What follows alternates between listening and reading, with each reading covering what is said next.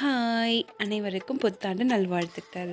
இந்த இயர் நம்ம எல்லாருக்கும் நல்லதாவே நடக்கும்னு நம்பிக்கையோட ஸ்டார்ட் பண்ணுவோம். நியூ இயர் அப்படின்னாலே நம்ம எல்லாரும் காமனா கேள்விப்படுற ஒரு வேர்ட் ரெசல்யூஷன். என்ன பொறுத்தவரைக்கும் ரெசல்யூஷன்னா அது நியூ இயர்க்கு தான் எடுக்கணும்னு இல்ல. நமக்கு புடிச்ச விஷயத்த, இல்ல நம்ம ஃபாலோ பண்ணணும்னு நெனைக்கிற விஷயத்த, எதுவும் ரீசன் சொல்லி டைம் டிலே பண்ணாம ஃபோக்கஸ் பண்ணாலே அது சக்ஸஸ்ஃபுல்லா தான் அமையும். நீங்க எப்படி ரெசல்யூஷன் அப்படின்னா நியூ இயர்க்கு தான் எடுப்பீங்களா? இல்ல செய்யணும்னு நெனைக்கிற விஷயத்த உடனே செய்ய ஸ்டார்ட் பண்ணிருவீங்களா? மறக்காம கமெண்ட்ஸ்ல ஷேர் பண்ணிக்கோங்க.